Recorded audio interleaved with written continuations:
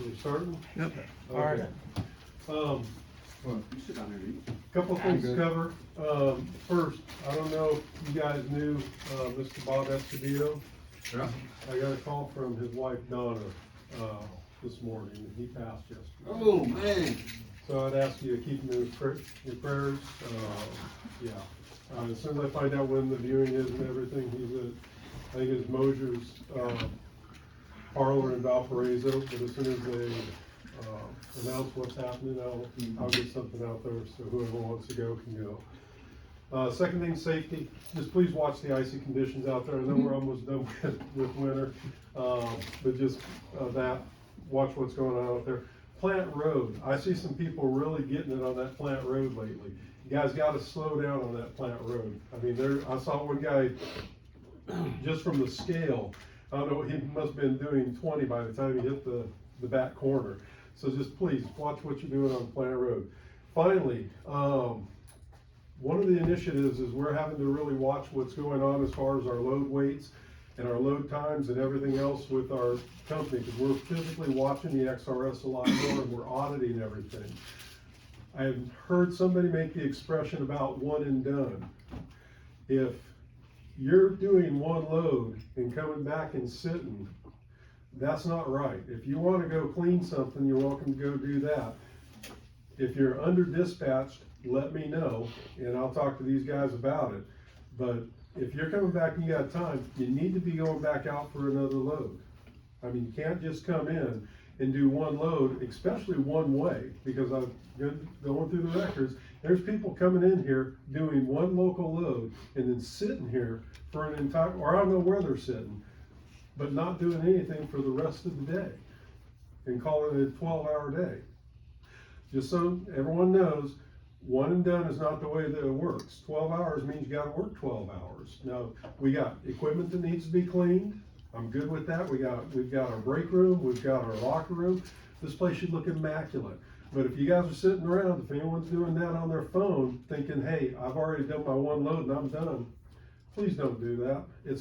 What it's gonna do, it's gonna wreak havoc on the people that are out there busting their butt, because then we're gonna have to start looking a lot closer. So just please, watch what you're doing. Any questions on that? Comments, gripes, complaints? All right. Gentlemen, thank you for everything you're doing out there. As soon as I hear something regarding Bob, I will get it out to everybody. All right? Appreciate you all. Thank you. Okay, thank you, Brian. All right, guys, so this month we're gonna go over regulatory compliance, emergency response, and I got some housekeeping stuff for us. All right, so. Yeah. Does anybody know who governs us as far as the transportation department? Everybody. The DOT? Okay, and as hazmat drivers, anyone else? Federal government. The EPA. So these are the two guidelines that we're kind of strictly placed under, the DOT and the EPA. DOT is more for driving and on the road, EPA is more for chemical spills and waste and all that fun stuff. Okay, so importance of understanding compliance. So non-compliance can lead to accidents, spills, emergencies, endangering lives and the environment. Understanding regulation is crucial for an accident prevention and ensuring the safety of everyone involved in transportation. So legal obligations, failure to comply with hazmat regulations can result in several consequences, including fines and penalties. Everybody's been pulled over for a DOT, everyone's been, DOT, you don't wanna get fined. You don't wanna make sure that our stuff is clean, our stuff is taken care of, and we're doing everything we can to keep both us and our sites in good shape. Okay, environmental protection. Regulations are described to protect the environment and potential harm from hazardous materials.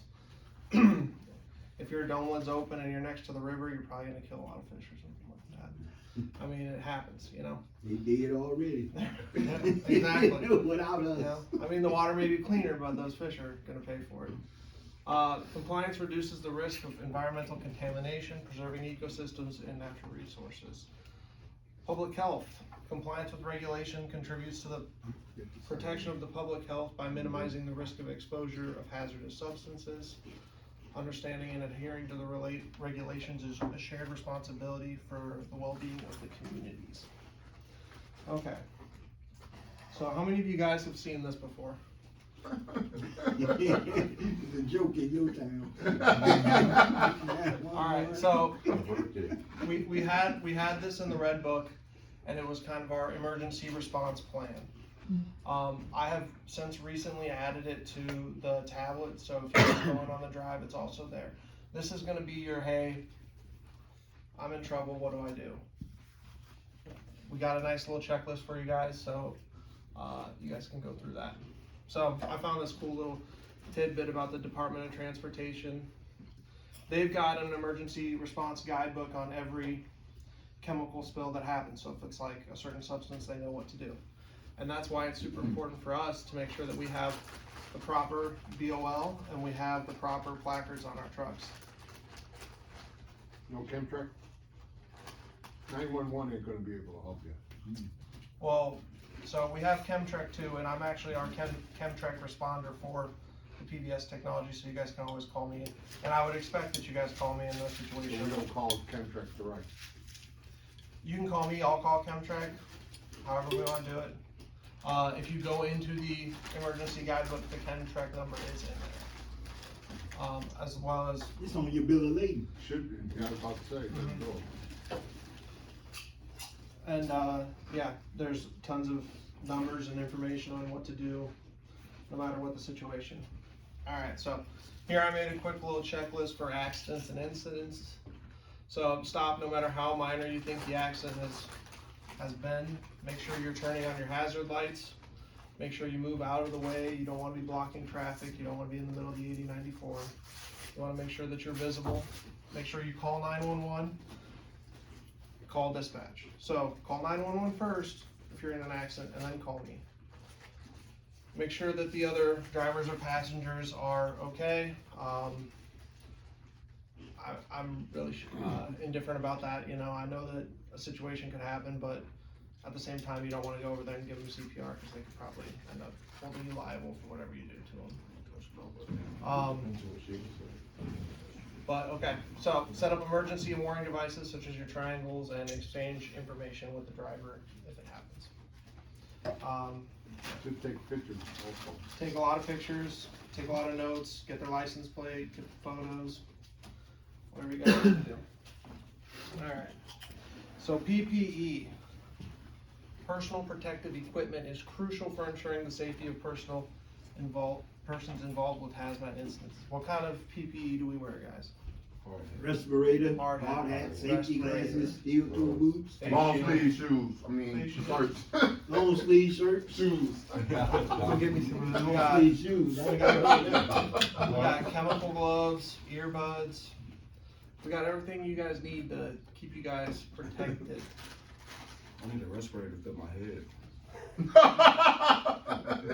We'll have to special order that.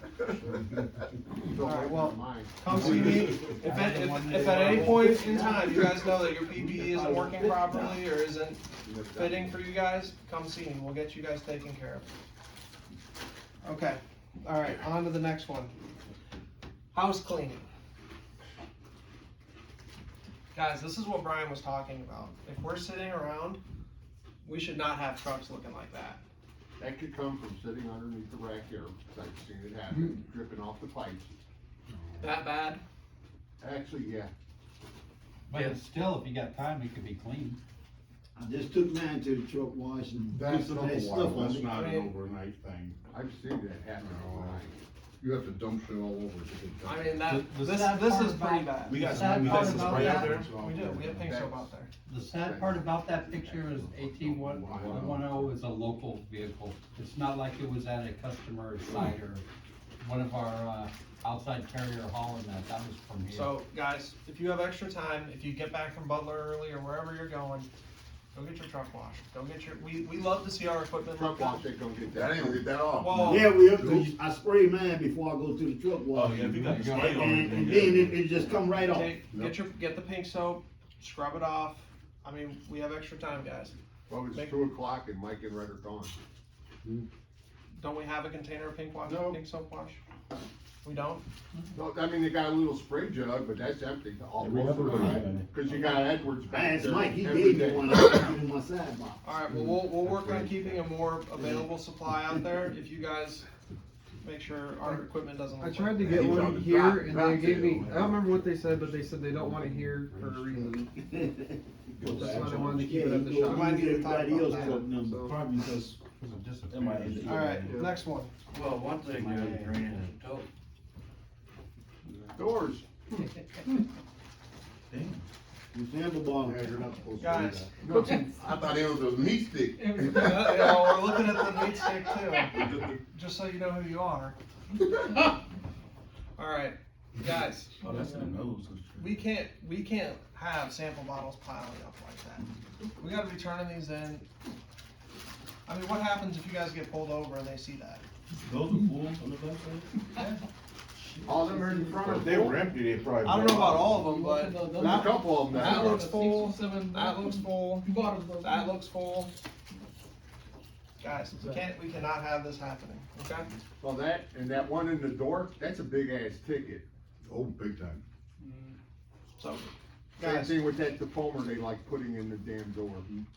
make sure that we are not letting this The happen, defoamer's okay? actually hazardous Yeah, material. but it's nasty setting it in the door All right. I and understand bumping up that, the but it's inside. not gonna get you a ticket. This has been brought to my attention, this was Thank over, you. this was over at Intech. Okay, so they had this lip here, and it like destroyed one of our gaskets after one use. And it's terrible, but I've also been noticing that we have been a little rough on our gaskets. I don't know if you guys are using ratchets, but you probably shouldn't be.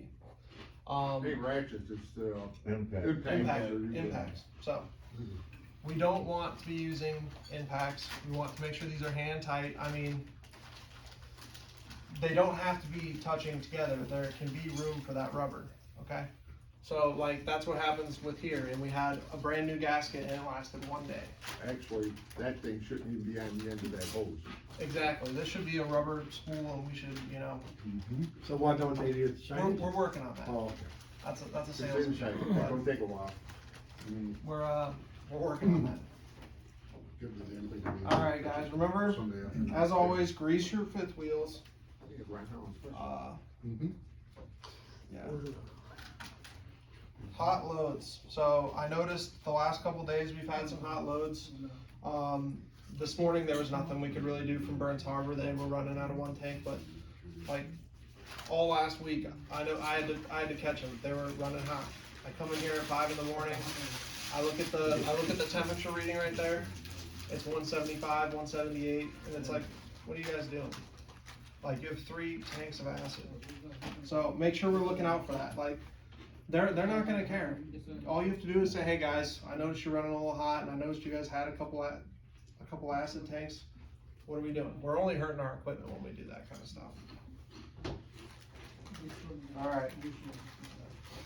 Remember, you're at 14 hours of service, guys. We've been looking at ADP. We've been looking at some stuff. When Brian sees you guys are over 14 hours, and then you start at the same time the next day, it kind of begs that question: Come in earlier. did you guys really do your full 10-hour reset? We need to make sure that we're being honest about that. We're being honest about our off-duty time. Start times, guys. We have to come in. If you're on nights, do not come in before 2 p.m. If you're on days, I would also say that you don't come in before 2 a.m. I know there are certain people with certain situations where they're in the jump seat with a certain person and they have it down, but for people who are usually in a floater vehicle, I would say 2 p.m. is a good time to come in.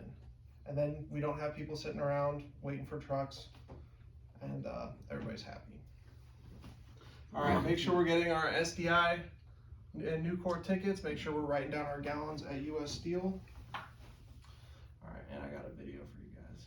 And safety meeting Wednesdays is an exception. Well, You're always welcome here. safety meeting is the one exception. Yeah, that goes the neighborhood.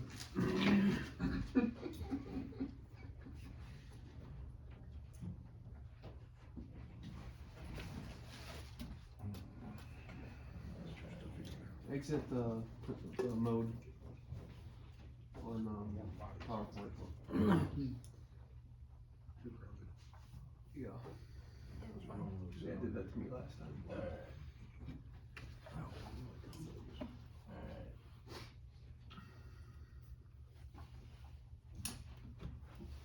That's what you fucked up everybody. I think I've seen this video on YouTube. Yeah. Here we go. Yeah, he's gonna wipe out. You ain't gonna do it again. Here we go. Oh, Sleeping. oh. What the hell is he doing? Oh, shit, sleep. Oh. And he was on gas. Yeah. One dude wasn't giving up, he was going through. Yeah, that guy too. Back up. Still alive? I do not know. I would say no. still. He's still asleep. No, he left the bar. That's what he did. Wow. Guys, Boy, got that. make sure we're getting plenty of sleep at night, make sure we're staying awake at the road, on the wheel. We don't wanna see any of that stuff happen. At least this crap we hauling won't blow up like that. Well, that's good. Alright, well, I thank you, everybody, hope you guys have a great rest of your month, and we'll see you guys next time. So you want me to sleep at night? Oh wait, there's one more thing So I too. work at night, so. For the, we're gonna work on getting some more cleaning supplies for the inside of the trucks, so we can make sure we're keeping the inside of the trucks clean as well as the outside. There's been some complaints by some people about the insides being dirty, and we shouldn't have the inside of the trucks be dirty, that's just, like, why would you want that? Assigned trucks, you wouldn't have that problem. Well, we're gonna work on getting better supplies and everything, so let us know when they run out, let us know when you need them, and we're gonna get them ordered.